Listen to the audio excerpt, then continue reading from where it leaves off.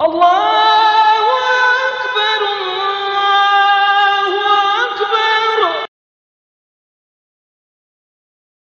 Kalau ada laki-laki menyapa perempuan dengan mengucapkan kalimat Assalamualaikum, lalu perempuan menjawab dengan senyuman dan jawaban yang indah Waalaikumsalam dengan senyuman, mungkin akan terjadi fitnah. Setiap kali ia lalu, laki-laki ini mengucapkan salam karena ada maksud tertentu. Bismillahirrahmanirrahim. Assalamualaikum warahmatullahi wabarakatuh. Alhamdulillahilladzi hadana bita'atih wa jazarna an ma'siyatih, wa ashhadu an la ilaha illallah iqraran biwahdaniyatih, wa ashhadu anna Muhammadan abduhu wa rasuluh, amma ba'du. Hadirin jamaah muslimin wal muslimat rahimakumullah. Alhamdulillah, puji syukur kita kehadirat Allah atas segala nikmat yang diberikan kepada kita, sehingga dengan nikmat-nikmat itu Allah berikan kesempatan kepada kita untuk hadir di dalam masjidnya yang tidak lain adalah lissalati, untuk melaksanakan ibadah salat yang tentunya kita kerjakan dengan cara berjamaah. Semoga masjid yang sekarang kita duduk di dalamnya ini kelak di hadapan Allah akan menjadi saksi bahwa kita selama hidup di dunia termasuk golongan orang-orang yang soleh dan solehah. Amin, Allahumma amin ya rabbal alamin. Para jamaah yang dirahmati oleh Allah, pada pertemuan minggu yang lalu kita telah membahas perihal tentang orang yang memilih kehidupan dunia atau cinta kepada dunia, mengakhirkan cintanya kepada akhirat, maka Allah akan menghukum dengan 6 hukuman. 3 hukuman ada di dunia dan 3 hukuman yang lain Allah akan berikan ketika berada di akhirat. Lalu cinta kepada dunia itu meliputi apa sahaja? Para ulama menjelaskan cinta kepada dunia boleh berarti cinta kepada jawatan, yang pertama. Yang kedua, cinta dunia boleh berarti cinta kepada harta. Dan yang ketiga, cinta dunia boleh berarti cinta kepada manusia. Jawatan, harta, manusia. Atau biasa yang sering kita baca dalam kitab-kitab itu tahta, harta, manusia. Tapi kalau bahasa-bahasa yang lain itu apa? Harta, tahta, wanita. Tapi Ustadz bahasakan dengan manusia. Para jamaah yang dirahmati oleh Allah, yang pertama cinta jawatan. Yang pertama, seseorang yang takut akan kehilangan jawatannya dan ingin selalu atau nak selalu menjadi penguasa, serta tidak ridho ketika ada seseorang yang hendak menggantikannya. Yang demikian ini merupakan bukti bahwa kalau dia cinta kepada jawatan. Ustadz ulangi, orang yang takut akan kehilangan jawatannya. Biasa jawatan ini 5 tahun atau 7 tahun. Kemudian orang ini takut bila baru 2 atau 3 tahun, dia takut bila digantikan oleh orang lain. Berarti takut akan kehilangan jawatan. Dan nak selalu menjadi penguasa, dan nak selalu mempunyai jawatan, dan tidak ridho apabila jawatan itu digantikan oleh orang lain. Umpamanya dia selesai sudah 5 tahun daripada jawatannya, lalu digantikan oleh orang lain, dia tidak ridho. Sepatut yang tetap menjadi jawatan atau yang tetap menjadi pimpinan atau yang punya jawatan itu saya tidak perlu digantikan. Nah, yang demikian ini menandakan kalau dia cinta kepada jawatan. Para jamaah yang dirahmati oleh Allah, dengan jawatan atau dengan kekuasaan seseorang boleh masuk ke dalam surga, dan dengan jawatannya pula seseorang boleh masuk ke dalam neraka. Baginda Nabiuna Muhammad sallallahu alaihi wasallam di dalam satu hadis baginda Nabi sampaikan, inna ahabban nasi illallahi yaumal qiyamati wa adnahum minhu majlisan imamun adilun. Sungguh orang yang paling dicintai oleh Allah pada hari kiamat dan orang yang paling dekat duduknya dengan Allah adalah imamun adilun, pemimpin-pemimpin yang adil. Wa abghadun nas ilallahi wa ab'adahum minhu majlisan imamun jairun. Dan orang yang paling dimarah oleh Allah dan orang yang paling dimurka oleh Allah pada hari kiamat dan dia tempatnya jauh daripada Allah adalah imamun jairun, pemimpin yang zalim. Para jamaah yang dirahmati oleh Allah, lalu siapakah pemimpin itu? Setiap kita yang hadir di masjid ini semuanya menjadi pemimpin. Pemimpin jangan kemudian kita bayangkan harus berupa presiden atau perdana menteri atau menteri besar. Bukan harus semacam itu. Ustadz katakan tidak harus semacam itu. Maknanya kita semuanya ini menjadi pemimpin. Yang laki-laki menjadi pemimpin, sekurang-kurangnya menjadi pemimpin terhadap keluarganya, untuk anak dan istrinya.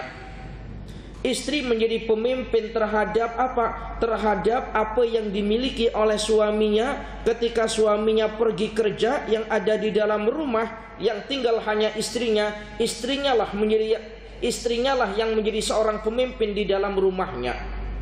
Ada pekerja bekerja kepada kita tiap-tiap hari. Pekerja pun menjadi pemimpin. Pemimpin kepada siapa? Pemimpin kepada pekerjaan yang diberikan oleh tuannya. Pemimpin semuanya itu. Para jamaah yang dirahmati oleh Allah, khasnya yang laki-laki pemimpin. Nanti kita pemimpin terhadap rumah tangga kita.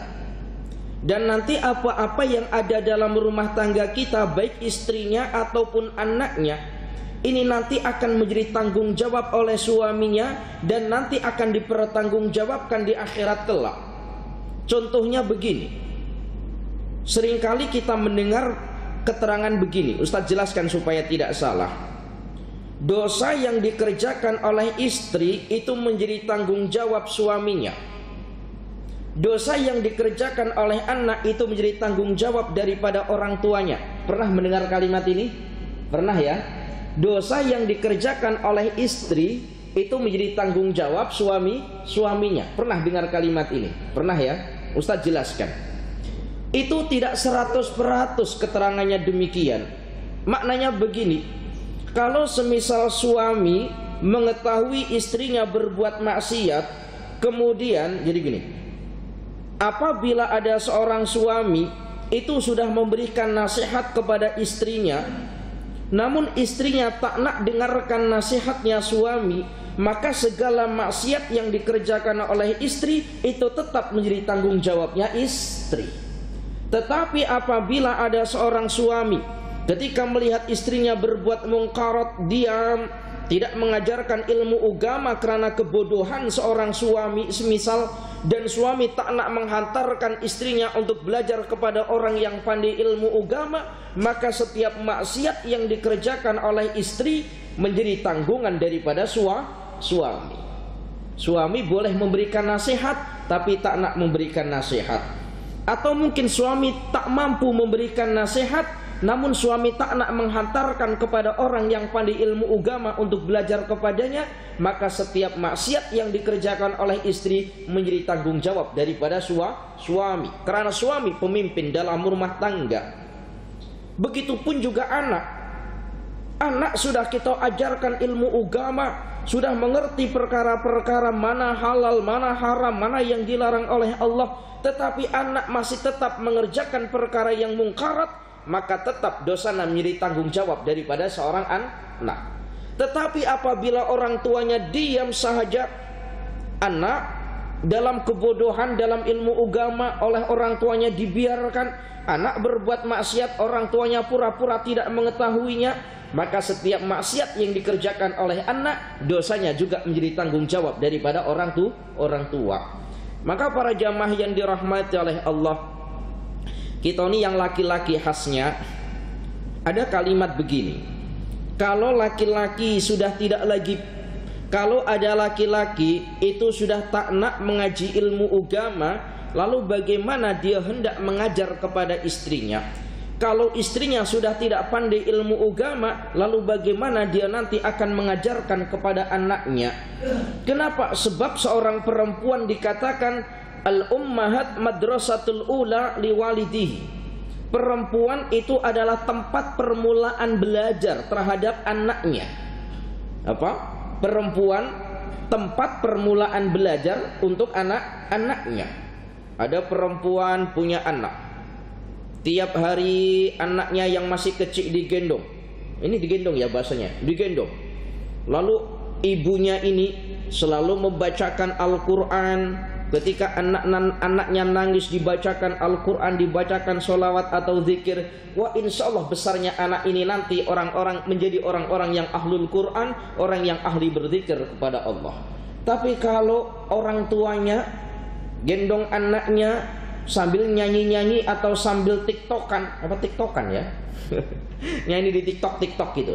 Besar anaknya juga mengikuti apa yang dikerjakan oleh orang tuanya. Maka saya tidak heran kalau sekarang ada budak-budak usia 1 tahun, 2 tahun, 3 tahun itu sudah hafal berbagai macam lagu, sementara matanya masih belum, sementara dia ini belum boleh membaca, sementara dia ini belum boleh menulis, tapi sudah banyak hafal lagu-lagu dalam YouTube ataupun TikToknya. Kenapa? Memang keseharian yang dia lihat, yang dia dengar adalah berupa TikTok atau internet. Maka hafal. Para jamaah yang dirahmati oleh Allah, kalau semisal ayahnya sudah tidak pandai ilmu agama, ibunya tidak pandai ilmu agama, lalu anaknya juga tidak pandai ilmu agama, lalu macam mana ketika nanti kedua orang tuanya meninggal dunia? Siapa yang akan mendoakan kedua orang tuanya kalau bukan anaknya, sementara anaknya tak pandai ilmu agama? Para jamaah yang dirahmati oleh Allah, jangan kira ketika kita nanti mati, orang tuanya mati, lalu meninggalkan anak, lalu amalan itu sudah terputus begitu saja. Itu tidak. Apabila kita meninggalkan anak yang anak itu anak soleh, maka pahalanya terus akan mengalir kepada kedua orang tuanya, sebagaimana khutbah pada 2 minggu lepas. Ketika orang mati, semua amal perbuatannya itu terputus pahalanya, kecuali di antara beberapa perkara, di antaranya adalah anak yang soleh yang mendoakan kepada kedua orang tuanya. Ustadz, kalau anaknya tidak soleh bagaimana? Ustadz pun sama. Orang tuanya mati, meninggalkan anak yang anaknya ahli maksiat, maka setiap maksiat yang dikerjakan oleh anak, dosanya pun juga mengalir kepada orang tuanya. Karena anak adalah aset yang oleh Allah berikan kepada kita. Anak adalah titipan yang oleh Allah berikan kepada kita. Yang namanya titipan, sewaktu hari nanti akan ditanyakan oleh yang menitipkannya. Betul kan? Anak titipan. Kita oleh orang dititipi, bahasa sini apa? Dititipkan. Dititipkan ya. Apa bahasa sini? Dititipkan. Dititipkan. Ada orang datang kepada kita menitipkan motor. Orangnya pergi. Ketika dia kembali pasti akan tanya, mana motorku, bagaimana keadaannya? Para jamaah yang dirahmati oleh Allah, nanti pun juga sama. Allah memberikan amanah kepada kita berupa anak-anak kita, maka nanti di akhirat pun juga akan ditanya perihal tentang amanat yang oleh Allah berikan kepada kita. Para jamaah yang dirahmati oleh Allah, sampai-sampai dalam satu hadis perihal tentang pemimpin yang adil itu oleh Allah, dalam satu hadis baginda Nabi sallallahu alaihi wasallam sebutkan 7 golongan, sab'atun yudhilluhumullahu fi dhillihi yauma la dhilla illa dhilluh. Ada 7 golongan, yang mana 7 golongan ini nanti oleh Allah pada hari kiamat akan diberikan perlindungan secara langsung. Di saat pada hari kiamat tidak ada seorang pun yang mampu memberikan perlindungan kepada mereka Allah sendiri yang akan memberikan perlindungan. Siapakah 7 golongan yang berjaya ini? Yang pertama kali oleh baginda Nabi sebut di antara 7 golongan itu adalah imamun adilun. Siapa? Imamun adilun, pemimpin-pemimpin yang adil. Para jamaah yang dirahmati oleh Allah, para ulama menggambarkan seorang pemimpin. Para ulama menggambarkan pemimpin yang baik itu pemimpin yang bagaimana? Para ulama menggambarkan begini, pemimpin yang baik itu adalah seumpama pemimpin di dalam ibadah sholat, seumpama imam di dalam ibadah sholat. Perhatikan ini, pemimpin yang baik adalah pemimpin yang seumpama imam dalam melaksanakan sholat. Siapakah orang yang layak untuk menjadi imam sholat? Tentu orang yang lebih alim dibandingkan dengan jamaahnya. Siapa orang yang layak untuk menjadi seorang pemimpin? Tentu orang yang lebih alim dibandingkan dengan rakyatnya. Orang yang lebih pandai dibandingkan dengan rakyatnya. Yang pertama, ketika imam ini sudah menjadi imam sholat, maka imam sholat ini ketika memimpin jamaah sholatnya ini tidak sekehendak hati. Ada rukun-rukun yang harus dia kerjakan. Pun juga sama, ketika seseorang diangkat menjadi seorang pemimpin, maka dia tidak boleh sekehendak hati memimpin rakyatnya. Ada undang-undang yang harus dijalankan. Sama. Kemudian ketika imam ini melakukan kesalahan di dalam memimpin ibadah sholat, lalu diingatkan, maka sebagai rakyat yang baik mengingatkan kesalahannya imam. Sebagai jamaah yang baik itu mengingatkan kesalahan imam dengan mengingatkan yang baik. Dengan cara macam mana kita mengingatkan imam? Yang laki-laki mengucapkan kalimat subhanallah, molek mengingatkannya. Bukan dengan cara oh imam salah, bukan. Tapi dengan subhanallah, molek. Yang perempuan bagaimana? Yang perempuan mengingatkan kalau ada imam salah, bagaimana perempuan mengingatkannya? Dengan cara menepukkan tangan. Jadi kalau semisal posisinya semacam ini, ditepukkan tangan ini. Nah, ini nepuk ya bahasa ini ya, menepuk. Nah ini. Kalau semisal tangannya atau berdiri tangannya di pahanya macam ini, maka dia tepukkan pahanya.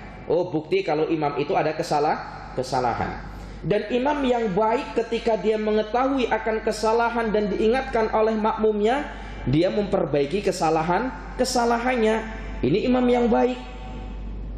Begitupun juga sama pemimpin yang baik ketika dia melakukan kesalahan, lalu diingatkan oleh rakyatnya, diingatkan dengan yang molek, bukan dengan cara bakar bas atau bakar office, bukan. Diingatkan yang baik. Kalau itu salah, pemimpinnya akan mengikuti apa yang diingatkan oleh rakyat atau rakyatnya. Sama. Kemudian ketika imam ini selesai dalam memimpinnya, jawatannya selesai. Imam ini jawatannya selesai memimpin sholat, diakhiri dengan salam, assalamualaikum warahmatullah, assalamualaikum warahmatullah. Maknanya bagaimana? Berpamitan, aku sudah selesai menjadi imam sholat. Imam itu kalau sudah assalamualaikum warahmatullah, assalamualaikum warahmatullah, selesai. Terserah makmum, engkau nak buat apa, aku memimpin, ini sudah selesai. Kita nak sambung dengan zikir, jom kita sambung dengan zikir. Tapi kalau jamaah tak nak zikir, ya silahkan, sudah sendiri-sendiri. Begitupun juga sama, ketika pemimpin sudah selesai daripada jawatan 5 tahunnya, selesai berpamitan dengan ra'iyahnya, aku selesai sudah memimpin kalian, dan aku tidak akan menjadi imam dalam salat apabila tidak dipilih oleh jamaahnya kembali. Paham ya ini ya? Jadi imam sholat itu tidak akan menjadi imam sholat lagi apabila tidak diminta oleh jamaahnya. Jangan kemudian kita ego. Ego bagaimana? Nampak imam ta'adu dalam masjid, lalu tiba-tiba kita maju ke hadapan untuk menjadi seorang imam. Ini namanya ego, egois, tak baik di dalam ibadah kita. Begitupun juga sama. Pemimpin kalau sudah selesai dalam jawatannya 5 tahun selesai sudah, aku tidak akan lagi menjadi seorang pemimpin kalian apabila kalian tidak memilihku kembali untuk menjadi seorang pemimpin. Sama, Masya Allah. Para jamaah yang dirahmati oleh Allah, Baginda Nabi Muhammad sallallahu alaihi wasallam bersabda, al-qudatu salasatun. Jadi tadi para jamaah, kalau ada imam melakukan kesalahan, itu yang laki-laki mengucapkan kalimat subhanallah, yang perempuan dengan menepukkan tangannya. Ustadz, bagaimana kalau perempuan itu mengingatkan imam dengan kalimat subhanallah? Boleh apa tidak? Perhatikan, bagaimana kalau perempuan menjadi makmum, lalu imamnya salah, lalu perempuan mengucapkan subhanallah, boleh apa tidak? Boleh kalau imamnya adalah sesama perempuan. Paham ya? Boleh kalau imamnya sesama perempuan. Tetapi kalau imamnya laki-laki, jangan. Nanti kalau imamnya salah, imamnya laki-laki, yang belakang semuanya perempuan, lalu perempuan mengucapkan kalimat subhanallah, ada 10 orang mengucapkan kalimat subhanallah, imam bukan ingat apa tadi yang terlupa atau apa tadi yang salah, karena mendengar suara perempuan justru malah tak ingat sholatnya. Malah tak ingat sholatnya. Para jamaah yang dirahmati oleh Allah, jadi perempuan boleh mengingatkan dengan mengucapkan subhanallah apabila sama-sama imamnya perempuan. Laki boleh menjadi imam kepada perempuan, tetapi perempuan tidak boleh menjadi imam terhadap laki-laki. Perempuan boleh menjadi imam terhadap sesama perempuan.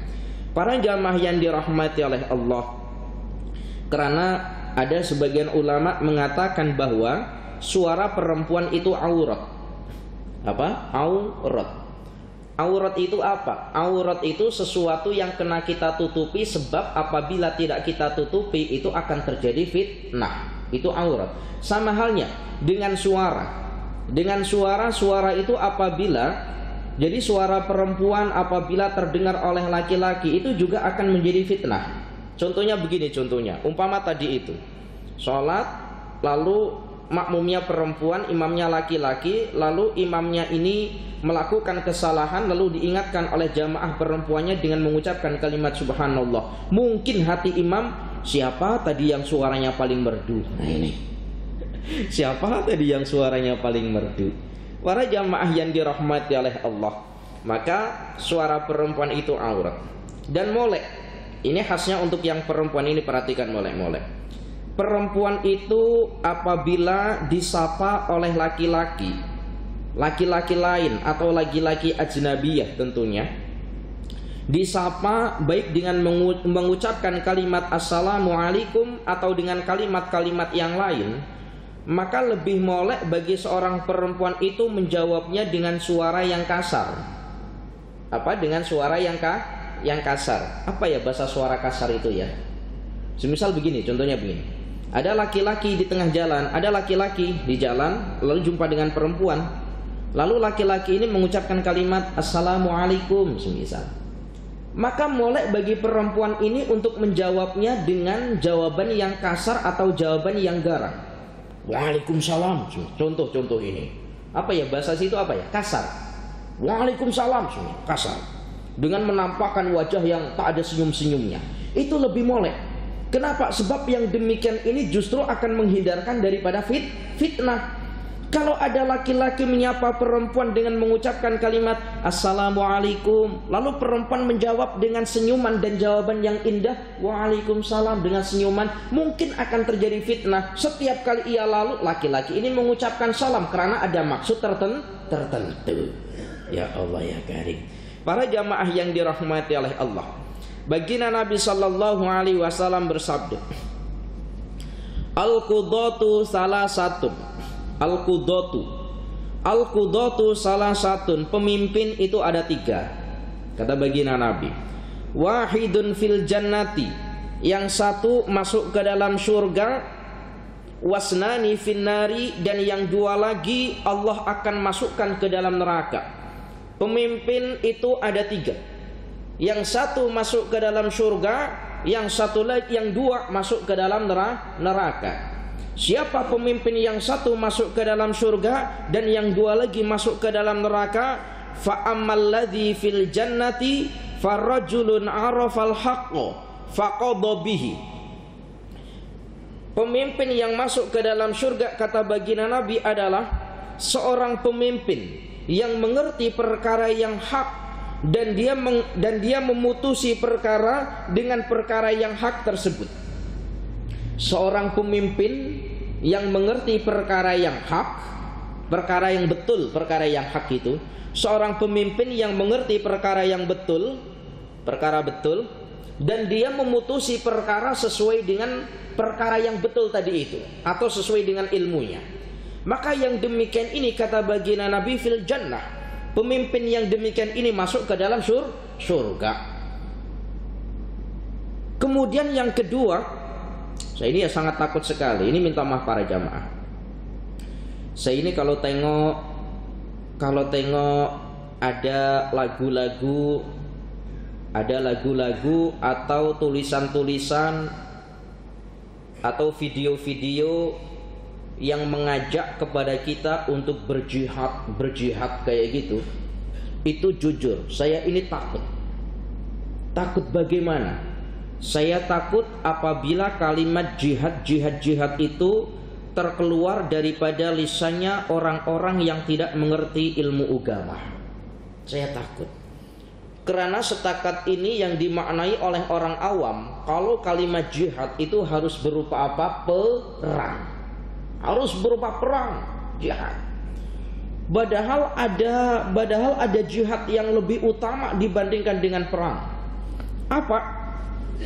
Di dalam satu hadis baginda Nabi Muhammad sallallahu alaihi wasallam bersabda, "Al-ghuduwu war-rawahu ilal masajidi fi ta'limil ilmi afdalu 'indallahi minal jihadi fi sabilillah."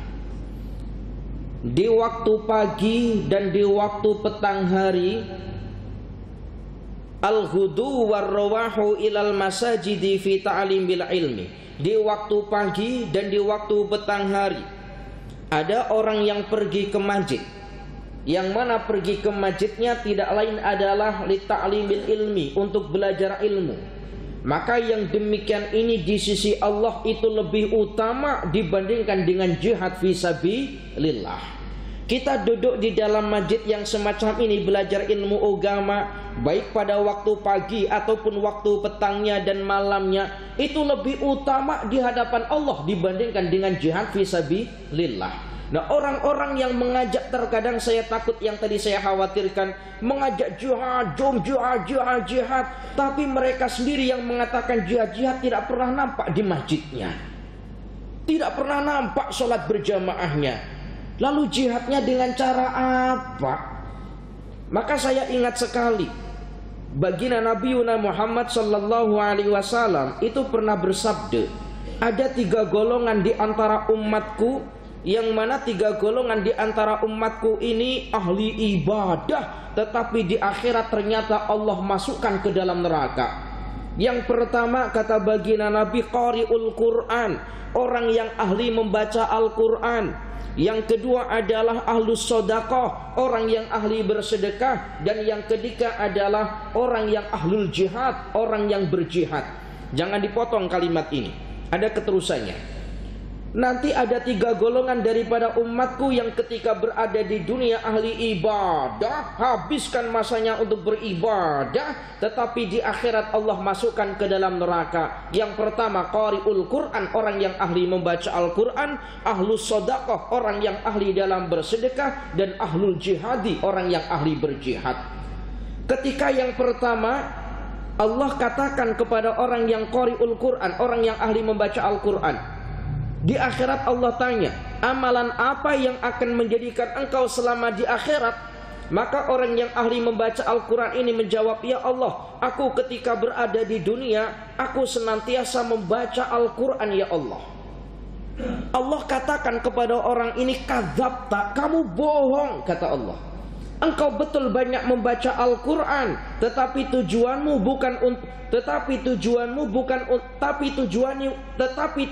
membaca Al-Quran bukan untukku, tetapi supaya engkau dikira bahwa suaramu itu molek.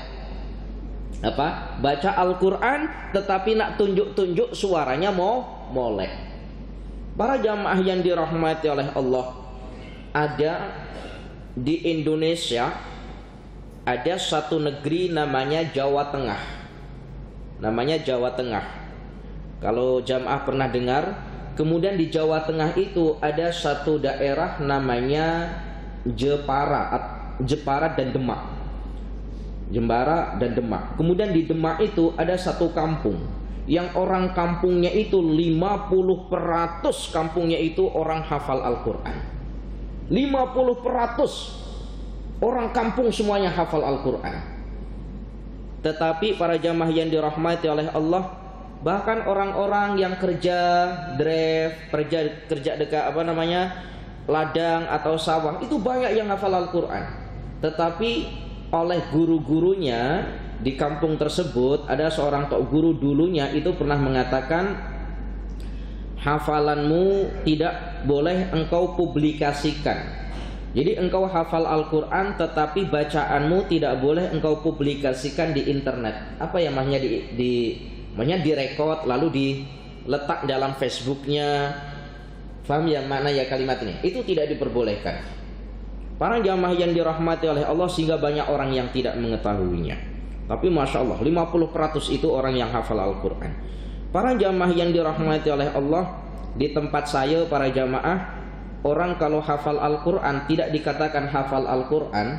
Itu kalau semisal dia tidak boleh baca mulai daripada Alif Lam Mim Dzalikal Kitabul La Raiba Fih sampai surat An-Nas. Kalau tidak boleh menghafalkan dengan pejam mata, artinya tidak melihat Al-Quran. Kalau tidak boleh demikian, maka tidak dinamakan orang yang hafal Al-Quran. Masya Allah. Para jamaah yang dirahmati oleh Allah, ketika Allah tanyakan amalan apa yang akan menjadikan engkau selama di akhirat, ya Allah, aku ketika berada di dunia adalah orang yang ahli membaca Al-Quran. Kadzabta, kamu bohong. Kamu membaca Al-Quran itu karena nak tunjuk suaramu. Maka Allah masukkan yang pertama ini ke dalam neraka. Kemudian yang kedua Allah tanya, amalan apa yang akan menjadikan engkau selama di akhirat? Ya Allah, aku ketika berada di dunia adalah golongan orang-orang yang ahli sedekah. Lalu Allah katakan pula, kadzabta, kamu bohong. Betul kamu bersedekah, tetapi sedekahmu tujuannya adalah supaya engkau mendapat pujian daripada orang lain. Maka hati-hati para jamaah yang dirahmati oleh Allah.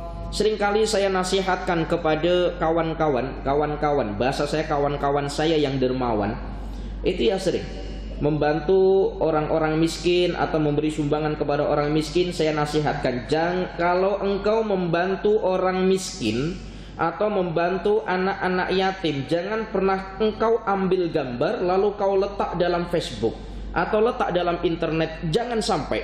Kenapa? Orang miskin, orang anak yatim itu ada trauma perihal tentang kematian daripada ayahnya. Perhatikan mulai ini. Anak yatim itu kan orang yang ditinggal mati oleh ayahnya. Anak yatim berusaha melupakan kenangan dengan ayahnya. Lalu tiap tahun kita bantu atas nama anak yatim. Bukankah yang demikian ini justru kita selalu mengingatkan statusnya sebagai anak yatim, orang yang ditinggal oleh ayahnya? Kasihan. Dia tengok nanti di Facebook bantuan untuk anak yatim, dia ada gambarnya, ditengok oleh kawan-kawannya. Secara moral itu akan menjadikan tidak molek terhadap psikolog atau perkembangan anak tersebut. Tolong, kalau kita membantu anak-anak yatim dengan uang atau dengan apa, tak payah kita ambil gambar, tak payah. Kalau nak ambil gambar silahkan buat koleksi sendiri, jangan untuk dipublikasikan atau dibagikan kepada orang ramai. Kasihan. Para jamaah yang dirahmati oleh Allah, Kemudian yang ketiga, golongan yang ketiga yang oleh Allah akan masukkan ke dalam neraka adalah ahlul jihad, orang yang ahli berjihad. Ini sama. Ketika nanti di akhirat Allah tanya, amalan apa yang akan menjadikan engkau selamat di akhirat ini ya Allah? Aku ketika berada di dunia selalu membela agamamu ya Allah, selalu berjihad di jalan agamamu ya Allah. Allah katakan, kadzabta, kamu bohong. Kamu berjihad bukan semata-mata nak membela agamaku, tetapi engkau katakan jihad supaya engkau dikatakan lil qawi, supaya engkau dikatakan sebagai orang yang kuat. Makanya kalau ada orang kata jihad, saya khawatir, takut ya Allah. Orang yang mengatakan demikian ini apakah keluar daripada lisan orang-orang yang ahli ilmu atau hanya menuruti nafsu? Atau hanya menuruti nafsu? Para jamaah yang dirahmati oleh Allah, para jamaah yang dirahmati oleh Allah, fa'amal ladzi finnari. Kemudian tadi dikatakan pemimpin itu ada tiga. Yang satu masuk ke dalam surga. Siapa pemimpin yang masuk ke dalam surga? Seorang pemimpin yang mengerti perkara yang betul dan dia memutusi perkara sesuai dengan ilmunya. Kemudian yang kedua ini masuk ke dalam neraka. Siapa yang masuk ke dalam neraka tersebut? Wa rajulun arafal haqqo fajara fil hukmi. Seorang pemimpin yang mengetahui perkara yang hak, tetapi dia memutusi perkara dengan perkara yang tidak betul. Mengerti perkara yang hak, namun dia memutusi perkara yang tidak betul. Ini yang kedua ini masuk ke dalam neraka, kata baginda Nabi. Maka para jamaah yang dirahmati oleh Allah, kalau orang sudah dijadikan sebagai seorang pemimpin, itu tidak boleh membedakan, oh kalau yang buat salah itu adalah keluarganya, diringankan saja hukumannya. Tetapi kalau yang buat salah adalah musuhnya, diberat-beratkan hukumannya. Yang demikian ini tidak adil. Karena para ulama mengatakan yang dinamakan pemimpin yang betul adalah at-tawassut bainal fariqaini. Pemimpin itu, pemimpin yang betul adalah pemimpin yang berada di tengah-tengah di antara dua golongan. Mananya bagaimana? Tidak berat sebelah dan juga tidak sebelah, tidak berat sebelah kanan dan juga tidak berat sebelah kiri. Itulah pemimpin yang adil. Maka ada para jamaah yang dirahmati oleh Allah, di kampung saya ada seorang polis yang kerjanya dekat jalan. Kalau semisal ada orang bawa motor tidak pakai helmet, dia saman. Daripada tempat yang jauh dia tengok ada seorang perempuan bawa motor tidak pakai helmet, disaman. Ternyata perempuan ini tidak lain dan bukan lain adalah istrinya sendiri, dia saman. Biasa polis ini balik malam-malam selepas kerjanya. Bila polis ini balik sampai rumah, ketuk-ketuk pintu, assalamualaikum, istrinya pura-pura tak dengar, merajuk istrinya. Tidur di luar rumah, di halaman rumah. Apa namanya, polis ini tak kisah siapa yang berbuat kesalahan, apakah itu anak ataupun istri ataupun orang lain. Kalau salah tetap salah, karena nanti pertanggungjawabannya bukan hanya di dunia, tetapi pertanggungjawabannya adalah di akhirat. Ya Allahu ya Karim. Para jamaah yang dirahmati oleh Allah, para jamaah yang dirahmati oleh Allah, masya Allah. Ya, di sini ada yang jadi polis. Kalau ada yang jadi polis, coba nanti tiru cerita Ustaz tadi itu. Wah, jadi Ustaz 1 tahun tak boleh balik rumah ini. Para jamaah yang dirahmati oleh Allah. Kemudian yang ketiga, tadi ada 3 pemimpin, yang 1 masuk surga, yang 2 masuk neraka. Yang ketiga siapa yang masuk ke dalam neraka? Wa rajulun qadha linasi ala jahlin fahuwa finnari. Seorang pemimpin yang memutusi perkara tanpa adanya ilmu atau karena kebodohannya.